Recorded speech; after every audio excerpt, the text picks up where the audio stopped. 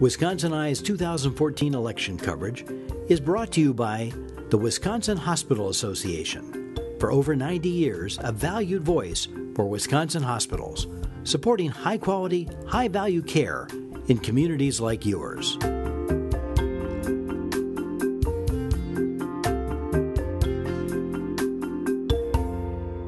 Wisconsin Eye coverage of the 2014 elections continues.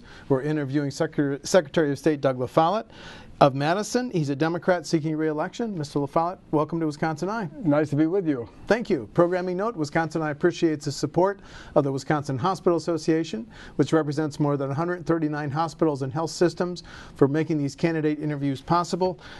You're dressed for homecoming, Mr. La Follette. That's right. It's homecoming here in Madison, so I've got on my red.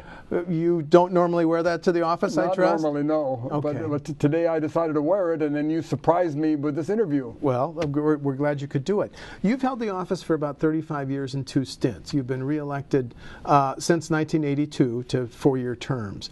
The office has changed profoundly since you first held it in 1973. You want to talk about the evolution of the office, sir? Well, it's actually worse than evolution. Evolution is kind of a positive thing, maybe. It was more devolution, in the sense that Governor Thompson, for all of his good or bad, had a desire to control everything he could. So he convinced the Republican legislators, and they didn't all agree. I had Republican support opposing his idea to remove from the office a number of key responsibilities: trademarks, corporations, Uniform Commercial Code, etc., and put them in a brand new agency that he would control, and he would appoint 4 of his friends to run that agency, and it was called DFI. And that went Department of Financial Institutions. And so that went through the legislature one night under a no amendments kind of push by the governor. And that was a big mistake, and I argued against it. In fact, the Joint Finance Committee voted against it, even though it was Republican controlled, because they saw, as I did, that to make Wisconsin that much different, because as I'm about to explain, all across the country, secretaries of state have those responsibilities. They're business-related functions that historically have been in Secretary of State's offices, trademarks, notaries, and corporations, etc. So when that happened, it became a problem. And even up until today, I and my office staff still get phone calls and emails asking about those responsibilities. So Wisconsin sort of sticks out like a sore thumb, being so different. And I've said for years, if we want to be open for business, if we want to encourage particularly small businesses and entrepreneurs who want to get trademarks and start businesses, we should make it easy. We shouldn't make it difficult for them to find those duties. Well, you are well aware of the debate in the Capitol, whether to abolish the offices of Secretary of State and the State Treasurer. Your position? Well, I'm opposed to that. The argument nowadays is, well, there's so little responsibilities left, why not get rid of them? And my argument is twofold. One, I believe in electing our leadership, whether it's school board or Secretary of State or governors. We should elect our leaders because they're accountable. We know who they are, we vote for them or against them, but it makes our democracy work. And secondly, rather than eliminating them, we need to restore those duties so people can find them and they can actually do business in Wisconsin. So it's not about Doug La Follette. I'm not going to be around forever, or maybe another 8 or 12 years, who knows. But the point being, for Wisconsin's business climate, we need to restore those duties to the Secretary of State, no matter who he or she is in the future. When you first got the job, sir, in 1973, I think I'm right on that, how many full-time positions did you have? There were a little over 50 people working in the Secretary's office at that time, and now there's only 4. There's only 4. What functions and duties are left in your office, Mr. There are 2 main duties. We handle the proclamations and extraditions and the acts of the legislature and of the governor. And we do what are called apostilles.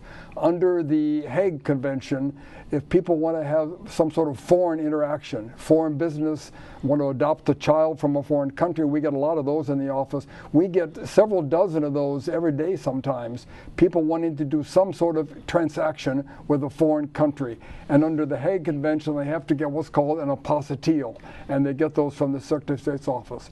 But one important thing that is often forgotten, and I think we might even forget it if I don't bring it up, and that's the Board of Commissioners of Public Lands. There's a board of 3 elected officials, the Secretary of State, State Treasurer, and Attorney Attorney General, and we manage all of the land and now the money that was given to the state when we became a state. Now, not much land is left. We had good farmland, so the farmers came here from Germany and Poland and everywhere else, but we still have 80,000 acres up north. We do some timbering, but the main issue is the money from that land is in a trust fund, and it's almost $1 billion. And we loan that money to schools and municipalities all over the state very quickly and easily. In fact, we meet twice a month. Just on Tuesday we met and loaned $4.5 million to 4 different institutions. And we sometimes loan as many as 20, 30, 40 million in one of our meetings. And the good news is that they pay interest, of course. That interest goes into an account, and once a year we give that to the public school libraries. So all the public school libraries in Wisconsin depend upon that money. I just got a report. This year we're looking like having $35 million in interest that we're going to be able to give to Wisconsin school libraries. So it's a win-win. They get to borrow the money easily and simply for a new furnace or a new school bus or whatever they need, and then the interest goes back to the schools. And I want to protect that. There's efforts to get rid of that. If you eliminate the state treasurer and secretary of state, who takes their place on that board? Some people want to put the governor on or a legislator, and they would love to get their hands on that $1 billion. And it's important to have independent people. That's why the Constitution, they actually argue about it. If you go back and look at the notes of the Constitution Convention, they actually discussed who should have that responsibility and how it should be kept independent. And that's why they put the 3 elected officials on that board.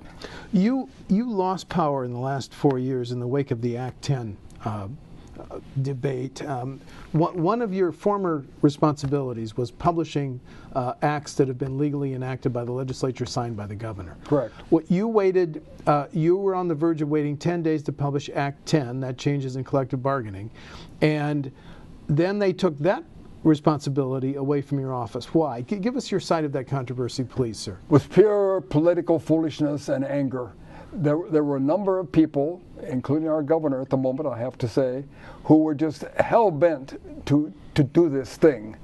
And because of that, when I told my staff to follow normal procedure, we always publish on the 10th day unless it's some big emergency.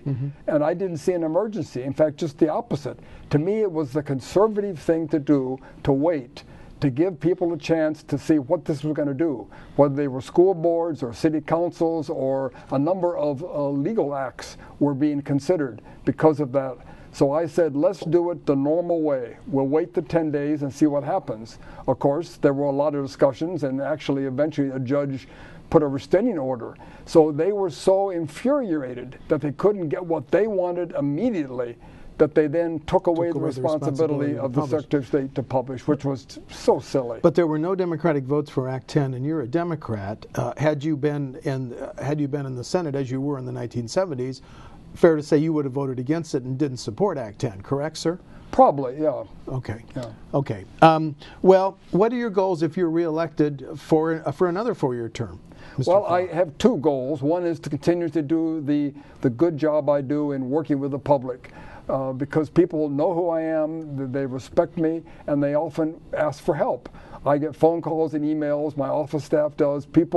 If people in Wisconsin or out of state are trying to find something or do something and they can't figure it out, they think the Secretary of State probably ought to be able to help them, and we do. And so we do a lot of that. I travel around the state, and I love the state. I like the people. So it's a fun job.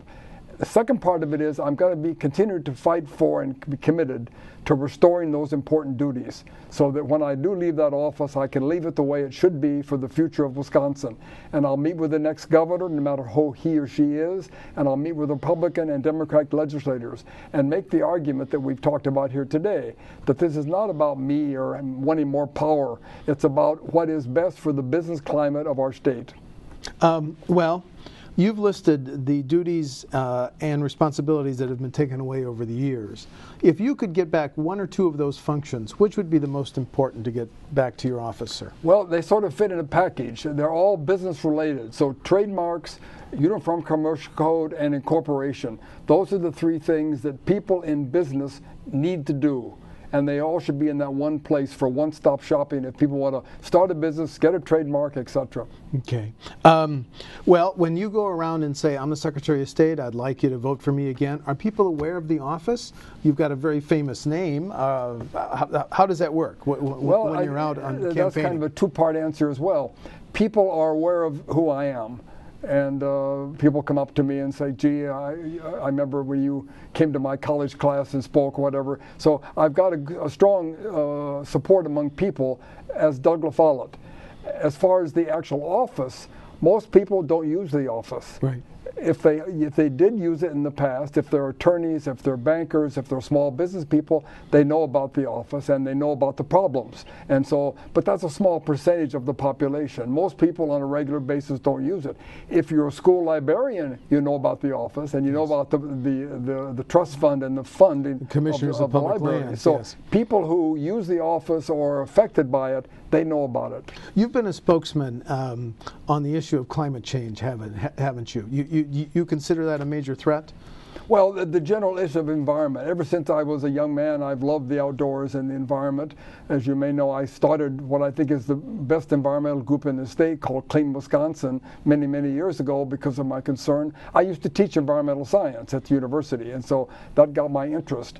And I've always been willing to speak out to protect Wisconsin's groundwater, which is under threat, to protect our air, to try to get more alternative energy. The current administration has not been good about this. They've been very negative on new wind energy, on groundwater protection, and also on this sand fracking issue.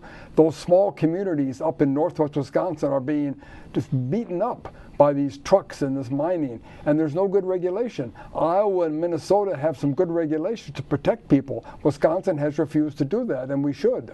So you use the office as kind of a spokesperson on the issue of climate change, which you think is this is a question, do you think that is a very severe threat to us? Well, environmental issues in general. Earth? I was talking about air and water, etc. Climate change is probably the most complicated environmental issue we've ever faced. We didn't even know about it 20 years ago, but it's definitely happening, and it's become political. Unfortunately, it's also become Republican and Democrat. It's become partisan. So I primarily try to make that distinction that it's not a political issue. It's purely scientific. We look at the numbers, we look at the facts, and we decide how can we best avoid what will happen in the next 15 or 20 years if we don't begin to change some of our energy issues. It's already happening. The severe storms, the droughts out west, the floods, the heavy snowstorms in New York, that's all part of this whole climate issue. I see. Okay. Well, could you tell us about your differences between you and your opponent on November the 4th, sir? Well, I think the main difference is who's best qualified to do the job. I've been a state senator. I owned and operated a successful small business. I was a chemistry professor at the university, and I've been Secretary of State and done a good job. It's been a problem some of the time fighting against some of the Republican governors who wanted to take the duties away, but that wasn't my fault. Mm-hmm. And before that happened, I got accolades. People praised the office for the good work I was doing there. I don't see that my opponent has any qualifications. All I found out is he was a professional wrestler and he's active in the Republican Party. Other than that, I don't see any qualifications, so I think I'm the best person for the job. Okay. You lost the office duties and functions were removed, as you said, by Governor Thompson, but what about Governor Doyle? Did he also take some functions away? No, none. Okay. So you want another 4 years to try to reestablish the office, correct? The best I can. I'd like to leave it for the future of Wisconsin in the kind of good shape it was before that was done to it. It was wise when our founders put it in the Constitution, and it should stay a functional office and its responsibilities should grow? Yep. Okay, very good. Secretary of State Doug La Follette of Madison is a Democrat seeking re-election. Doug, thanks for visiting with Wisconsin. And I have to give a little plug. It's important to vote in this election, and you do not need an ID. And do you want to say, go ahead, since it's homecoming, and win? That's right. Go Badgers, Bucky? go. Okay. You knew that was going to happen. Yep. Thank you, sir, very much. Thank you. You bet.